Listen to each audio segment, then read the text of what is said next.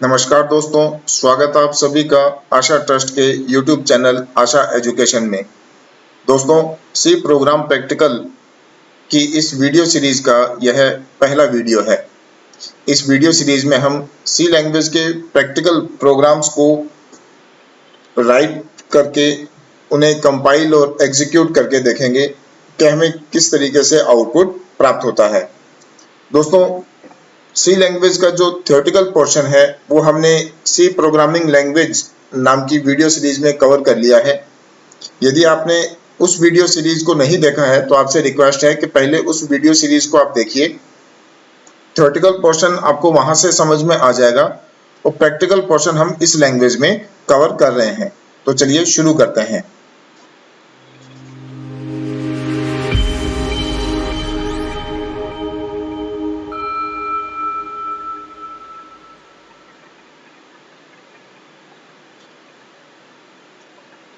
दोस्तों, सी लैंग्वेज के प्रोग्राम लिखने के लिए सबसे पहले हमारे पास में आईडीई यानी कि ऐसा सॉफ्टवेयर होना चाहिए जिसमें हम प्रोग्राम को राइट कर सकें और उसको कंपाइल और एग्जीक्यूट कर सकें। तो उसके लिए हम एक सॉफ्टवेयर डाउनलोड करेंगे। जो इसका लिंक है, सॉफ्टवेयर कहाँ से अपने को मिलेगा, वो लिंक मैं डिस्क्रिप्शन में दे दूंगा। तो आप वहां से उस लिंक पे क्लिक करके सॉफ्टवेयर को डाउनलोड कर सकते हैं। ये जो सॉफ्टवेयर है ये बिल्कुल फ्री सॉफ्टवेयर है, ओपन सोर्स सॉफ्टवेयर है। इसके लिए कोई भी चार्जेस देने की जरूरत नहीं होती है और इस सॉफ्टवेयर के लिए किसी भी लाइसेंस की आवश्यकता भी नहीं होती है। सोर्सफॉग नाम की जो ये वेबसाइट है, इस वेबसाइट के ऊपर ये अपने को सॉफ्टवेयर मिल जाएगा जो कि विंडोज 10, विंडोज 8 या विंडोज 7 इनमें से किसी भी ऑपरेटिंग सिस्टम पे ये अच्छे से वर्क करेगा। तो जैसे ही अपने डाउनलोड बटन पे क्लिक करेंगे तो ये सॉफ्टवेयर डाउनलोड हो जाएगा। डाउनलोड हो जाने के बाद में सॉफ्टवेयर को इंस्टॉल करना है। इंस्टॉल करने के लिए रेगुलर स्टेप्स हैं, कोई ज़्यादा मुश्किल नहीं है। और जैसे ही आप सॉफ्टवेयर को इंस्टॉल कर लेंगे तो उसके बाद में आपके सामने सॉफ्टवेयर ओपन करने पे ये विंडो डिस्प्ले होगी। तो ये अपनी वेलकम स्क्रीन है। ये डेवलपर C++ की वेलकम स्क्रीन है जिसके अंदर हम अलग अलग ऑप्शंस देख रहे हैं। इनमें से जब अपने को पहली बार प्रोग्राम टाइप करना है तो हम क्या करेंगे कि न्यू डॉक्यूमेंट इस ऑप्शन पर क्लिक करेंगे। तो इस तरीके से देखिए कि ये नई फाइल ओपन हो चुकी है। यहाँ हम हमारे प्रोग्राम को टाइप कर सकते हैं। ये जो पूरा एनवायरनमेंट आपको दिखाई दे रहा है इसी को ही आईडीई कहा जाता है। तो हम अपना प्रोग्राम टाइप कर लेते हैं। अपना जो पहला प्रोग्राम है वो क्या है कि दो नंबर्स को आपस में जोड़ना है। तो उसके लिए हमको सी लैंग्वेज का प्रोग्राम लिखना है। तो एक बार अपने कमेंट लाइन ऐड कर लेते हैं जिससे कि हमको याद रहे कि हमारा जो प्रोग्राम है उसमें क्या पूछा गया है और उसको कैसे अपने को कंप्लीट करना है। तो चलिए देखते हैं।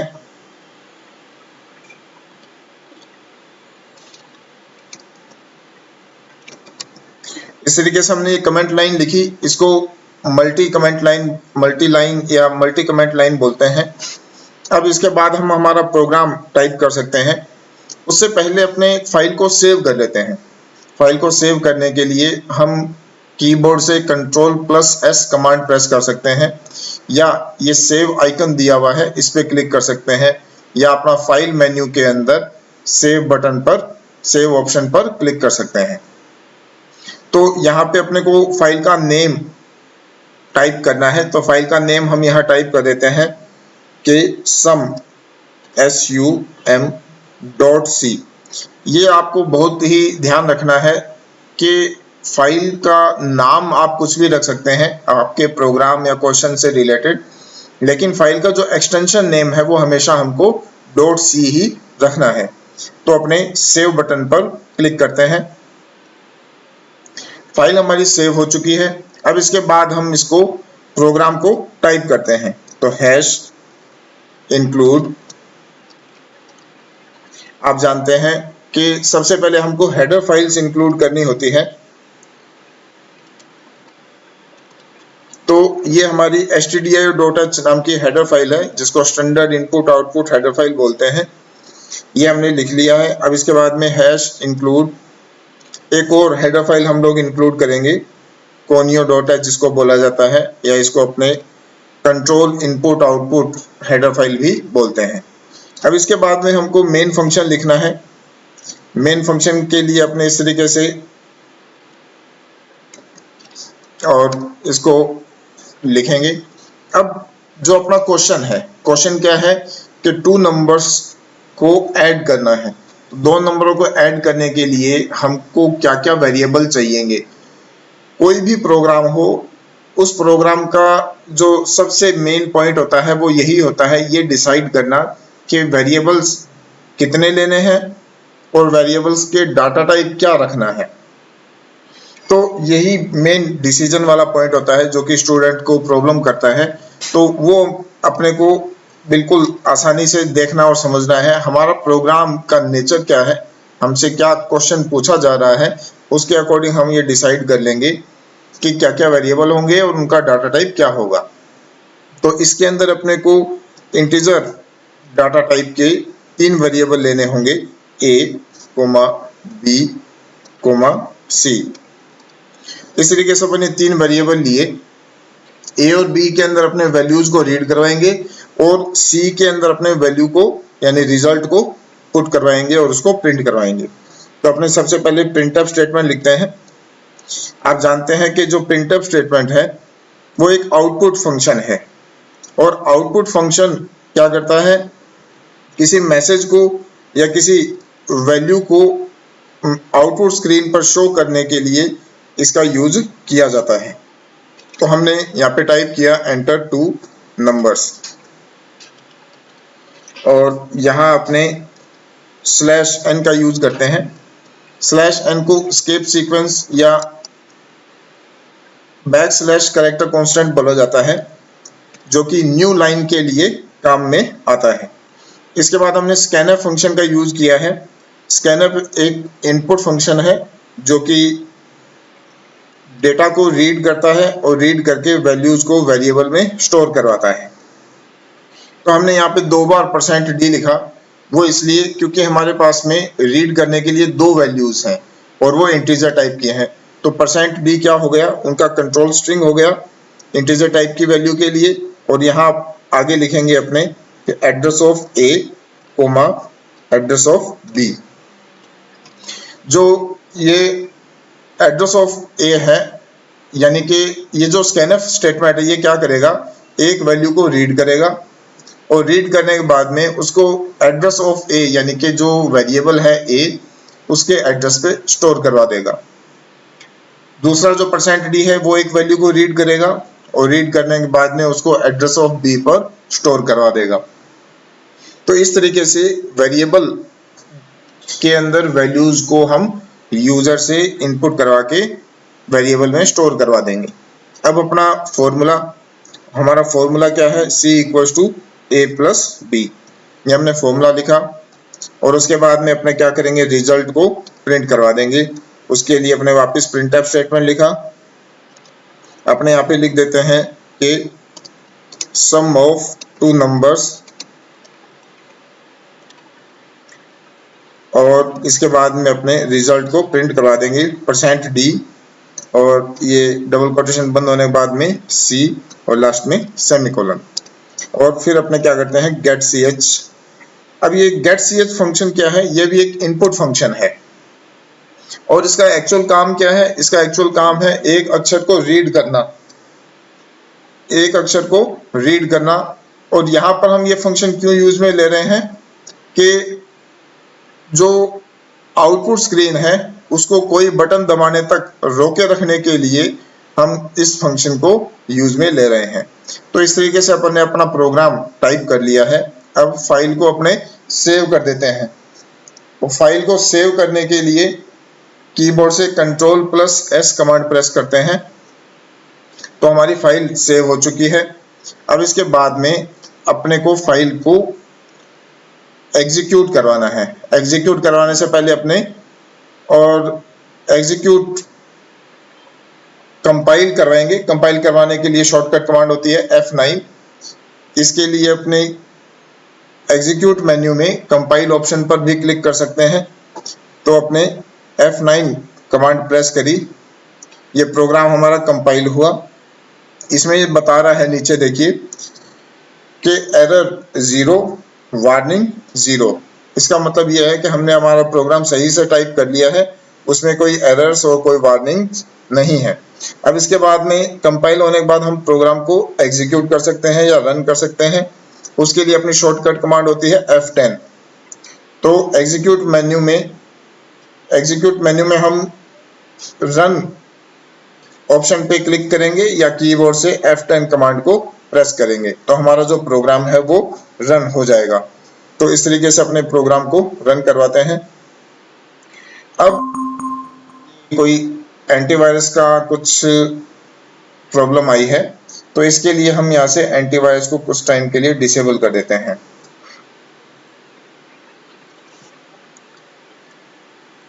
अब जो अपनी ये आउटपुट स्क्रीन है, आउटपुट स्क्रीन पर लिखा हुआ आ रहा है कि एंटर 2 नंबर्स। यहाँ पे अपने को 2 नंबर इनपुट करने हैं। तो अपने एक नंबर इनपुट कर देते हैं कि 25। एंटर बटन प्रेस किया। दूसरा नंबर इनपुट कर देते हैं अपने 67। और अब अपने जैसे ही एंटर बटन प्रेस करेंगे हमारा जो रिजल्ट है यानी आउटपुट है वो शो हो जाना चाहिए। तो मैं एंटर बटन प्रेस करता हूँ कीबोर्ड से। तो मैसेज लिखा हुआ आ रहा है कि सम ऑफ 2 नंबर्स 92, यानी जो 25 और 67 हमने इनपुट किया था उन दोनों को जोड़ने पे रिजल्ट अपने को क्या मिल रहा है 92। तो इस तरीके से अपन ने देखा कि प्रोग्राम को हमने टाइप किया, प्रिंटफ में जो मैसेज हमने प्रिंट करवाया था एंटर 2 नंबर्स, उसी के बेस पर और आउटपुट स्क्रीन पे ये लिखा हुआ आया था एंटर 2 नंबर्स। फिर यूजर ने जो वैल्यूज इनपुट करी यानी कि हमने जो वैल्यूज इनपुट करी 25 और 67, वो वैल्यूज कहाँ चली गई? स्कैनफ फंक्शन ने इन वैल्यूज को रीड किया और वेरिएबल ए और वेरिएबल बी के एड्रेस पर इनको स्टोर करवा दिया। फिर उसके बाद में हमने प्रोग्राम के अंदर फॉर्मूला लिखा था C = A + B, उसके अकॉर्डिंग कंप्यूटर ने इसको जोड़ा और लास्ट में हमने जो प्रिंटफ स्टेटमेंट लिखा था कि सम ऑफ 2 नंबर्स इक्वल टू और हमने लिखा %d और C की वैल्यू को प्रिंट करवा दिया। तो उसी की वजह से ये इस पे आउटपुट स्क्रीन पे लिखा हुआ आ रहा है सम ऑफ 2 नंबर्स और इक्वल टू 92। तो इस तरीके से हम हमारे प्रोग्राम को टाइप कर सकते हैं और टाइप करने के बाद में इसको एग्जीक्यूट करके अपना आउटपुट देख सकते हैं। तो ये हमारा फर्स्ट प्रोग्राम था। अब इसके बाद में हम सेकंड प्रोग्राम जो है वो टाइप करते हैं। उसके लिए अपने न्यू फाइल पे क्लिक करेंगे। तो फाइल मेन्यू में हम न्यू ऑप्शन पे क्लिक कर सकते हैं या कीबोर्ड से Ctrl+N कमांड प्रेस कर सकते हैं। तो जैसे ही हमारी नई फाइल ओपन हो जाती है हम यहाँ पे अपना सेकंड प्रोग्राम टाइप कर सकते हैं। तो सेकंड प्रोग्राम अपना क्या था कि सिंपल इंटरेस्ट कैलकुलेट करने के लिए। तो अपने यहाँ पे लिख लेते हैं कमेंट लाइन में कैलकुलेट सिंपल इंटरेस्ट। तो इस तरीके से अपन ये कमेंट लाइन लिख ली। इस कमेंट लाइन को कंपाइलर के द्वारा रीड नहीं किया जाता है। अब हमारा जो मेन अपना जो फंक्शन प्रोग्राम है वो टाइप करते हैं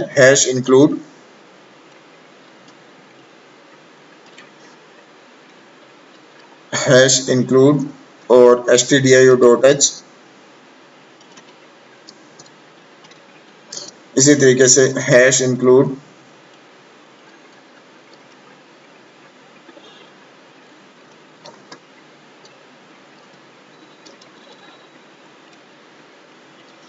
conio.h।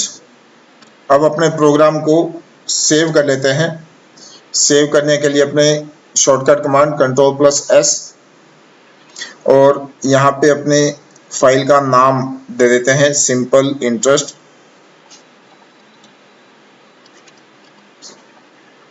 .c। एक्सटेंशन नेम आपको हमेशा .c ही रखना है। हमने इसका नाम दिया सिंपल int .c और इस फाइल को सेव कर देते हैं। हमारी फाइल सेव हो चुकी है। अब अपने मेन फंक्शन लिखते हैं। अब मेन फंक्शन में हमको डिसीजन लेना है कि इस प्रोग्राम के लिए कितने वेरिएबल चाहिएंगे और उन वेरिएबल्स का डाटा टाइप क्या होगा। तो हमारा जो ये प्रोग्राम है इसके अंदर जो कैलकुलेशन है, कैलकुलेशन का जो रिजल्ट है वो पॉइंट्स में यानी डेसिमल संख्या में आ सकता है। तो इसलिए हमको फ्लोट डाटा टाइप का यूज करना चाहिए या हमको लॉन्ग इंटीजर डाटा टाइप का यूज करना चाहिए। तो हम यहाँ पे फ्लोट डाटा टाइप का यूज करेंगे जो कि इजी टू यूज रहेगा। तो यहाँ पे अपने डेटा टाइप फ्लोट लिखा और उसके वेरिएबल ले लेते हैं p, r, t और si। हमको ये पता होना चाहिए कि सिंपल इंटरेस्ट कैलकुलेट करने का फॉर्मूला क्या होता है। फॉर्मूला होता है principle into rate into time divided by 100। अब ये जो फॉर्मूला है ये कंप्यूटर को बताना पड़ेगा और उसी के अकॉर्डिंग कंप्यूटर को जो भी डेटा है वो अवेलेबल करवाना पड़ेगा, उपलब्ध करवाना पड़ेगा। फिर कंप्यूटर कैलकुलेशन करके हमारे द्वारा जो इंस्ट्रक्शन लिखी होगी उसके अकॉर्डिंग आंसर दे देगा। तो हम यहाँ पे टाइप करते हैं printf। देखिए ध्यान से, यहाँ अपने लिखते हैं कि एंटर p का मतलब क्या हो गया, प्रिंसिपल। और इस तरीके से अपन ने ये लिखा। यहाँ हम लिखते हैं scanf। scanf के अंदर हम लोग %f कंट्रोल स्ट्रिंग का यूज किया। %f का यूज किस लिए किया गया है, क्योंकि हमारे फ्लोट डाटा टाइप के वैल्यू को रीड करवाना है। तो यहाँ अपने लिखेंगे एड्रेस ऑफ p और फिर से अपने वही printf। इसके अंदर अपने लिखेंगे एंटर रेट और सेमीकोलन scanf। scanf के अंदर अपने %f किसके लिए, रेट के लिए, यानी कि एड्रेस ऑफ r। फिर से printf और इसके अंदर अपने वही सेम के एंटर टाइम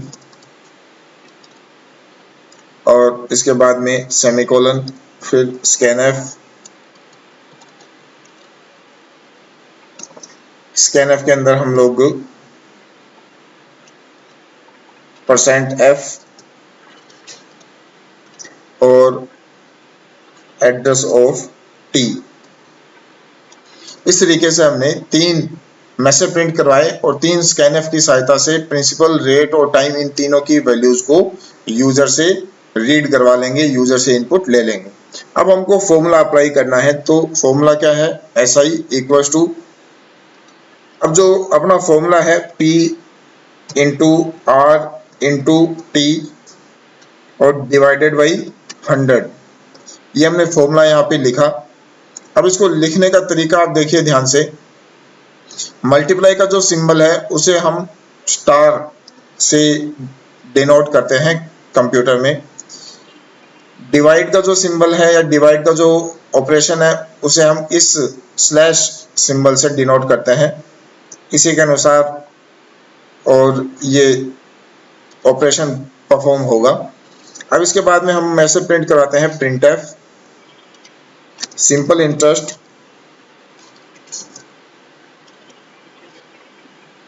इज या इक्वल्स टू %f, SI। तो जो हमारा रिजल्ट है, फॉर्मूला हमने अप्लाई किया, इस फॉर्मूले का जो भी रिजल्ट आएगा वो रिजल्ट कहाँ स्टोर हो जाएगा, SI में। और SI को हमने यहाँ पर आगे प्रिंट करवा दिया। अब देखिए यहाँ पे मैं एक आपको चेंज करके बताता हूँ, लेकिन एक बार पहले इसको प्रोग्राम को अपने सेव कर लेते हैं। कंट्रोल S कमांड से हमने सेव किया। अब इस प्रोग्राम को एग्जीक्यूट करना है।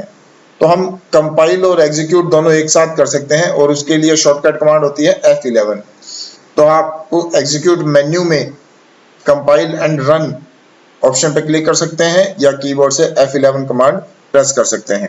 तो F11 कमांड में प्रेस करता हूं तो हमारा जो प्रोग्राम है वो बिना किसी एरर और वार्निंग के रन हो चुका है।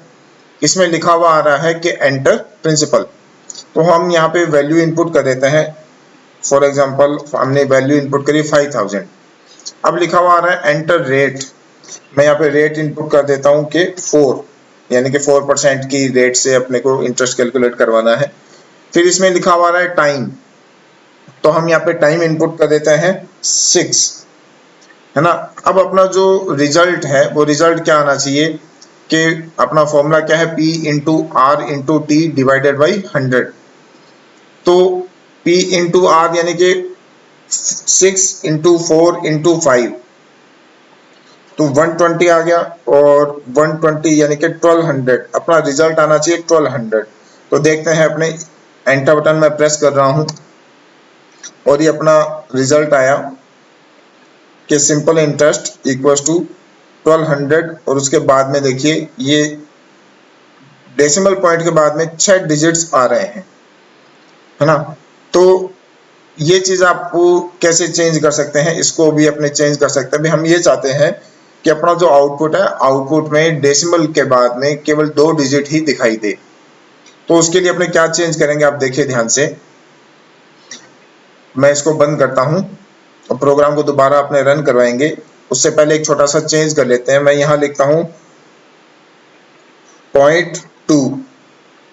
जो ये मैंने यहाँ पे 0.2 लिखा है, इसका क्या यूज है और क्या पर्पज है। ये क्या करेगा कि जो फ्लोटिंग पॉइंट नंबर होते हैं उसको यदि अपने आउटपुट स्क्रीन पे प्रिंट करवाते हैं तो बाय डिफॉल्ट डेसिमल पॉइंट के बाद में वो 6 डिजिट तक की वैल्यू को शो करता है। हमें सिर्फ डेसिमल पॉइंट के बाद में केवल 2 डिजिट तक की वैल्यूज को शो करवाना है। तो इसके लिए हम क्या करेंगे कि परसेंट और F के बीच में क्या लिख दिया अपन ने, 0.2। अब ये डेसिमल के बाद में केवल 2 डिजिट को ही शो करेगा।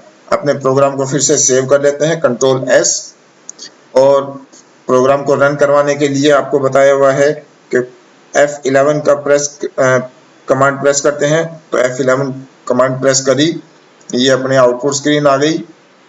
आउटपुट स्क्रीन के अंदर हम वैल्यू इनपुट कर लेते हैं कि 6500, रेट इनपुट कर लेते हैं अपने 3, और टाइम इनपुट कर लेते हैं अपने 4। अब देखते हैं क्या रिजल्ट आता है। तो इसने सिंपल इंटरेस्ट कैलकुलेट करके रिजल्ट हमको दिखाया 780, यानी 780 रुपए। तो इस तरीके से अपन ने देखा कि हमने जो प्रिंटफ स्टेटमेंट लिखे थे उसके अकॉर्डिंग वैल्यूज इनपुट करी। उन वैल्यूज को स्कैनफ ने रीड किया और रीड करके वेरिएबल के एड्रेस पर स्टोर करवाया। फिर हमने फॉर्मूला अप्लाई किया। फॉर्मूला अप्लाई होने के बाद में कैलकुलेशन हुई, वो कंप्यूटर खुद करता है, और फिर जो रिजल्ट आया उस रिजल्ट को अपन ने आउटपुट स्क्रीन पर प्रिंट करवा दिया।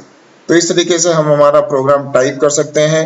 टाइप करने के बाद में यानी लिख सकते हैं, लिखने के बाद में उसको एग्जीक्यूट करवा के अपना आउटपुट ले सकते हैं। तो दोस्तों, आपको जरूर ये प्रोग्राम समझ में आए होंगे। नहीं आए हैं तो आप प्रोग्राम को वापस रिवाइज करके देख सकते हैं। और इसके अलावा यदि आपको थ्योरेटिकल पोर्शन में कुछ प्रॉब्लम आ रही है तो वो आप समझने के लिए जो सी प्रोग्रामिंग लैंग्वेज नाम की हमारी वीडियो सीरीज है उसको आप देख सकते हैं। उसके प्रत्येक वीडियो को आप सीक्वेंस वाइज देखिए, तो उसमें आपको सारी चीज अच्छे से क्लियर हो जाएगी। तो आज के लिए इतना ही।